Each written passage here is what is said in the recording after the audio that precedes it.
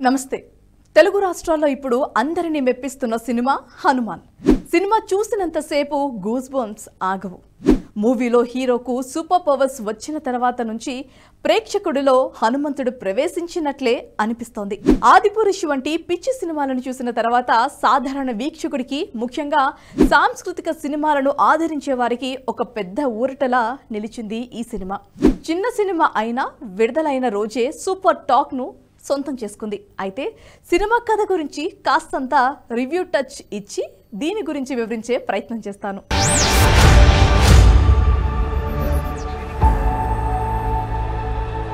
సౌరాష్ట్రలో ఉండే villain Michael కు చిన్నపాటి నుంచి సూపర్ హీరో అవ్వాలని బలమైన కోరిక ఉంటుంది. అందుకు అడ్డు వస్తున్నారని చిన్నతనంలోనే తల్లిదండ్రుల్ని మట్టు పెడతాడు. ఆ తర్వాత సూపర్ హీరో అయ్యేందుకు రకరకాల ప్రయోగాలు చేస్తాడు. కానీ అతని ప్రయత్నాలన్నీ విఫలమవుతాయి. దీంతో అసలు సిసలు సూపర్ పవర్స్ కనిపెట్టేందుకు వేట మొదలు పెడతాడు.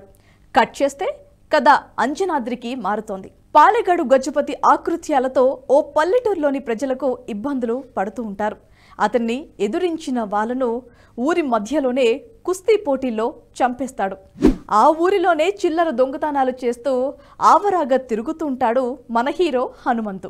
తల్లిదండ్రులు లేకపోవడంతో చిన్నప్పటి నుంచి అక్క అంజమ్మే అతనిని పెంచి పెద్ద చేస్తోంది. హనుమంతుడుకు మీనాక్షి అంటే చచ్చేంత ప్రేమ. ఆమె ఓ రోజు గజపతికి ఎదురు తిరగటంతో అతను తన బందిపోటు ముఠాతో ఆమెపై దాడి చేస్తాడు. ఆ దాడి నుంచి మీనాక్షిని కాపాడే ప్రయత్నంలో హనుమంతు తీవ్రంగా గాయపడతాడు. అతన్ని బందిపోటు ముఠా నీళ్లలో పడేగా దాంట్లో అతనికి ఆంజనేయ స్వామి రక్త బిందువులతో రూపొందిన రుధిరామణి దొరుకుతోంది. అది తన చేతికొచ్చిన తర్వాత నుంచి హనుమంతు జీవితం ఒక్కసారిగా మారుతోంది. తాను ఆ మణి ద్వారా ఆంజనేయుడు శక్తులు పొంది హనుమాన్ గా మారుతాడు. మరి ఆ తర్వాత ఏమైంది? ఆ శక్తులతో అతను చేసిన సాహసాలేంటి? హనుమంతు దగ్గరున్న రుధిరమణిని చేజిక్కించుకునేందుకు మైఖేల్ ఏం చేశాడు? సినిమాలో హనుమంతుడిని చూపడం అద్భుతంగా ఉంటుంది. గ్రాఫిక్స్ చూస్తూ ఉన్నంతసేపు హనుమంతుడు మనలో పరకాయ ప్రవేశం చేసినట్లు అనిపిస్తూ ఉంటుంది. కొన్ని సన్నివేశాలకైతే గూస్ బంప్స్ తప్పనిసరి. ఇక సినిమా క్లైమాక్స్ లో అయితే ప్రతి ఒక్కరూ నిలబడి చూడాల్సిందే. నేను చూసిన థియేటర్స్ లో అయితే చాలా మంది నిలబడి హనుమాన్ చాలీసానే పఠించారు. అంత అద్భుతంగా ఉంటుంది ఈ సినిమా. ఒక్కసారి కాదు, సినిమాను 2-3 సార్లు చూసినా తనివి తీరదు. హనుమాన్ సినిమా డైరెక్టర్ ప్రశాంత్ వర్మ తక్కువ బడ్జెట్తో నిర్మించారు. కానీ కేవలం 50 కోట్లతో ఈ సినిమాను తీశాడు. కానీ సినిమాలో ఎక్కడా కూడా వల్గారిటీ లేకుండా చాలా చక్కగా రూపొందించారు. ఇతర పేపర్లు రాసిన సినీ రివ్యూల్లో కూడా ఎక్కడ నెగిటివిటీ టాక్ అయితే లేదు. మైనస్ పాయింట్లు అని కొన్ని రాసినా అవి సినిమాపై పెద్దగా ప్రభావం చూపేవి కావు. ఇందులో నటీనటులు కూడా అంత పేరొందిన వారు కూడా కాదు. చిన్న నటీనటులు తీసుకొని అద్భుతంగా సృష్టించారు director Prashanth Varma. Movie pre release ఈవెంట్లో కూడా సినిమాకు వచ్చే ప్రతి టికెట్లో ₹5 అయోధ్య రామాలయానికి విరాళంగా ఇస్తున్నట్లుగా సినీ యూనిట్ ప్రకటించింది. సినీ హీరో చిరంజీవి ఈ ప్రకటన చేశారు. సరిగ్గా అయోధ్య రాముల వారి ప్రాణప్రతిష్ఠ సమయంలో ఈ సినిమా విడుదలవటంతో దీనికి మంచి ఆదరణే లభిస్తోంది.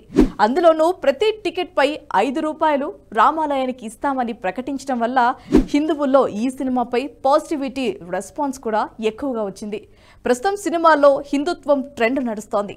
హిందూ దేవీ దేవతలపై పాజిటివ్గా తీసుకున్న సినిమాలన్నీ హిట్ టాక్నే సంపాదించుకుంటున్నాయి. కార్తికేయ 2, కాంతారా వంటి సినిమాలతో పాటు కాశ్మీర్ ఫైల్స్, కేరళ స్టోరీ వంటి సినిమాలన్నీ కూడా హిట్ అయ్యాయి. తక్కువ బడ్జెట్తో నిర్మించిన ఈ సినిమాలు హిట్ అయ్యాయి. అయితే ఆదిపురుష్ వంటి సినిమాలు మాత్రం విడుదలకు ముందే హిందుత్వవాదుల నుంచి మంచి ఆశల్ని సంపాదించుకుంది. ఈ సినిమా రాముడికి ప్రతీక అని భావించారు. భారీ బడ్జెట్తో బాలీవుడ్ డైరెక్టర్ ఓం రౌత్ నిర్మించడం, అందులో ప్రభాస్ రాముడి పాత్ర పోషించడంతో పాటు పాత్రధారులంతా పెద్దవారే కావడంతో ఎన్నో ఆశలు పెట్టుకున్నారు. కానీ సినిమా రిలీజ్ అయిన తర్వాత చెత్త సినిమాగా మిగిలిపోయింది. రామాయణం ఆధారంగా నిర్మించారన్న మాట పేరుకు మాత్రమే మిగిలిపోయింది. ప్రభాస్ను అసలు రాముడు అని నమ్మటానికే ప్రేక్షకులకు వీలు కాలేదు. ఇక సీత పాత్ర చూస్తే పూర్తి మోడ్రన్ వేషధారణలో ఉంది. రావణాసురుడి లంకను గబ్బిలాల కోటగా చూపడం లాంటి విపరీత పోకడాలకు పోవడంతో సినిమాపై పూర్తి వ్యతిరేకత వచ్చింది. ఈ రెండు సినిమాలను కంపేర్ చేసి చూస్తే ప్రేక్షకులు తమకు ఎటువంటి సినిమాలు కావాలో స్పష్టంగా చెప్పినట్లయింది. తమకు పూర్తి ధార్మిక సినిమాలు కావాలని స్పష్టమైన సందేశం ఇచ్చారు. అందులో సొంత పైత్యం చూపడానికి ప్రయత్నిస్తే ఎంతటి అగ్ర హీరో అయినా ఎన్ని కోట్లు పెట్టి సినిమా తీసినా చూడబోమని తేల్చి చెప్పినట్లయింది.